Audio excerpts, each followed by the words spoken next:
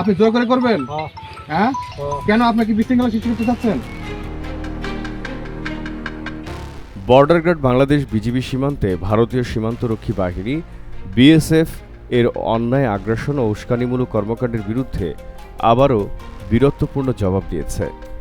গত সোমবার 18 মে বিকেলে সিলেট সীমান্তে বিএসএফের অতর্কিত ও বেআইনি গুলিবর্ষণের ঘটনায় গর্জে ওঠে বিজিবির অস্ত্র। সীমান্তের অতন্ত্র প্রহরী বিজিবির সাহসী পাল্টা জবাবে পিছু হটতে বাধ্য হয় বিএসএফ। বিজিবির তাৎক্ষণিক দৃঢ়তায় সীমান্ত পরিস্থিতি শান্ত হয়। স্থানীয়দের মধ্যে স্বস্তি ফিরে এসেছে। বিজিবির সিলেট ব্যাটালিয়নের 48 বিজিবি দায়িত্বপ্রাপ্ত গোয়াইনঘাট উপজেলার সোনারহাট সীমান্ত এলাকায় বীরত্বপূর্ণ প্রতিরোধের ঘটনাটি গত মঙ্গলবার আনুষ্ঠানিকভাবে নিশ্চিত করেছে বিজিবি। জানা যায়, গত সোমবার বিকেলে সিলেটের সোনারহাট সীমান্তে বিএসএফ সদস্যরা হঠাৎ উস্কানিমূলকভাবে গুলি ছুড়লে তাৎক্ষণিকভাবে কড়া প্রতিক্রিয়া জানায় বিজিবি। সার্বভৌমত্ব রক্ষায় দেশের সীমান্তের অতন্ত্র প্রহরী জওয়ানরা অত্যন্ত পেশাদারিত্ব ও সাহসিকতার সঙ্গে পাল্টা গুলিবর্ষণ করেন। বিজিবি বিএসএফের মধ্যে তুমুল গোলাগুলি চলে।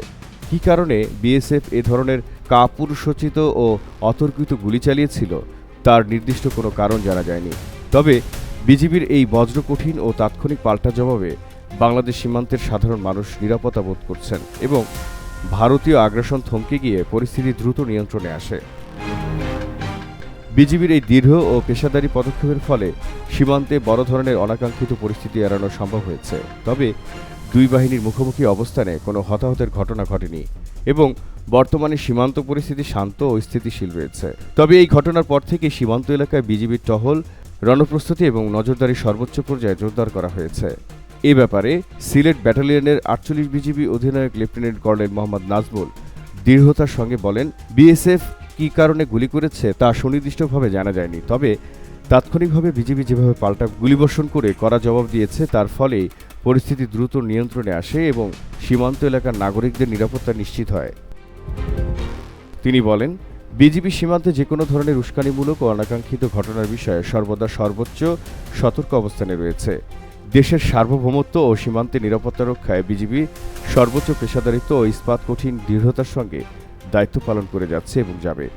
এদিকে যে কোনো ধরনের অপ্রীতিকর পরিস্থিতি এড়াতে স্থানীয় জনপ্রতিনিধি ও সীমান্তবর্তী জনসাধারণকে অবৈধভাবে সীমান্ত অতিক্রম এবং সীমান্ত এলাকায় যে কোনো ধরনের অননুমোদিত কর্মকাণ্ড থেকে বিরত থাকার জন্য বিজিবির পক্ষ থেকে সতর্ক ও সচেতন করা হয়েছে। বাংলাদেশ ভারত সীমান্তে গত 2 বছরে ভারতীয় বিএসএফের একতরফা আগ্রাসন, গুলি ও অনধিকার প্রবেশের বিরুদ্ধে বিজিবি এবং সীমান্তবর্তী বাংলাদেশের বীর জনতা অভূতপূর্ব ও অভাবনীয় প্রতিরোধ গড়ে তুলেছে। দেশের সার্বভৌমত্ব রক্ষা ও বিএসএফের অন্যায় হত্যাকাণ্ডের দাঁত ভাঙা জবাব দিতে সীমান্তের কোনো পয়েন্টে কখনো কয়েক ঘন্টার ব্যবধানে বা কখনো রাতের অন্ধকারে বিজিবি জওয়ানরা মুখোমুখি অবস্থান নিয়েছেন এবং ভারতের যে কোনো উস্কানিমূলক পদক্ষেপের বিরুদ্ধে সরাসরি অস্ত্র তাক করে কড়া জবাব দিয়েছেন।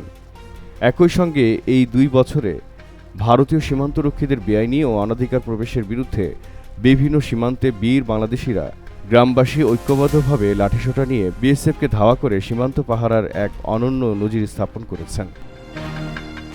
2024 সালের 22 জানুয়ারি ভোরে যশোরের ধান্যখোলা সীমান্তে বিএসএফ সদস্যরা অন্যায়ভাবে বাংলাদেশের সীমানায় ঢুকে বিজিবির সিপাহী মোহাম্মদ রইসুদ্দিনকে কাপুরুষোচিতভাবে গুলি করে হত্যা করলে দেশের সার্বভৌমত্ব রক্ষায় বিজিবি আরও কঠোর ও আক্রমণাত্মক অবস্থান নেয়।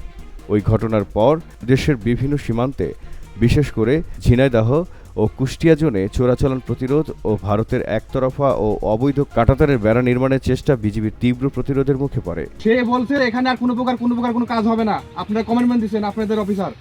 সে সময় বিজিবি জওয়ানরা কয়েক দফা মুখোমুখি অবস্থান নিয়ে সতর্কতামূলক ফাঁকা গুলি ছুড়ে বিএসএফকে পিছু হটতে বাধ্য করেন। 2024 সালের 5 আগস্ট বাংলাদেশে ছাত্র জনতার ঐতিহাসিক অভ্যুত্থানের পর সীমান্ত ব্যবস্থাপনা বিজিবির নীতিতে বড় ধরনের কৌশলগত পরিবর্তন এসেছে। বিজিবি সীমান্তে যে কোনো ধরনের আগ্রাসন ও অনুপ্রবেশের বিরুদ্ধে জিরো টলারেন্স বা শূন্য সহনশীলতা নীতি গ্রহণ করেছে এবং স্থানীয় দেশপ্রেমিক জনগণও বিএসএফের যে কোনো অন্যায় পদক্ষেপের বিরুদ্ধে সরাসরি রুখে দাঁড়িয়েছে। বিজিবির এই বীরত্বপূর্ণ নীতি ভারতীয় strategic think tank institute for defence studies and analysis IDSA এর 2025 সালের মে মাসের প্রতিবেদনও ভারতের জন্য একটি বড় ধরনের নিরাপত্তা ভিত্তি ও ধাক্কা হিসেবে আনুষ্ঠানিকভাবে স্বীকার করা হয়। এরই ধারাবাহিকতা 2024 সালের আগস্ট ও সেপ্টেম্বরে ফেনী, পঞ্চগড় ও নোয়াখালী সীমান্তে ভারতীয় নাগরিকদের অবৈধ অনুপ্রবেশ এবং সীমান্ত সংস্কারের নামে বিএসএফের একতরফা মাতব্বরি রুখে দেয় বিজিবি।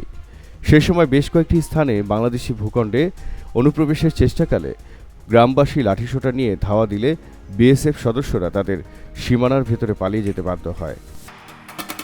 2024 সালের 1 সেপ্টেম্বর মৌলভীবাজারের জুড়ি সীমান্তে 14 বছর বয়সী কিশোরী স্বর্ণা দাস এবং 9 সেপ্টেম্বর রাত 9:30টায় ঠাকুরগাঁওয়ের বালিডাঙ্গার সীমান্তে কিশোর জয়ন্ত কুমার সিংহকে বিএসএফ নির্বিচারে গুলি করে হত্যা করলে দেশজুড়ে তীব্র ক্ষোভের আগুন জ্বলে ওঠে।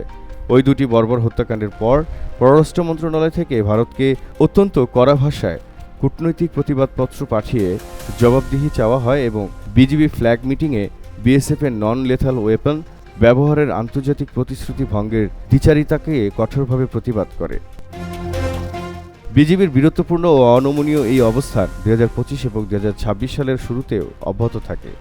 গত বছরের মাঝামাঝি সময় লালমনিরহাটের পাটগ্রাম এবং কুড়িগ্রামের রৌমারী সীমান্তে বিএসএফের অব্যাহত উস্কানির জবাবে বিজিবি সীমান্ত টহল দ্বিগুণ করে এবং বিএসএফকে লক্ষ্য করে পাল্টা চরম সতর্কবার্তা জারি করে তাদের সম্পূর্ণ কোণঠাসা করে ফেলে।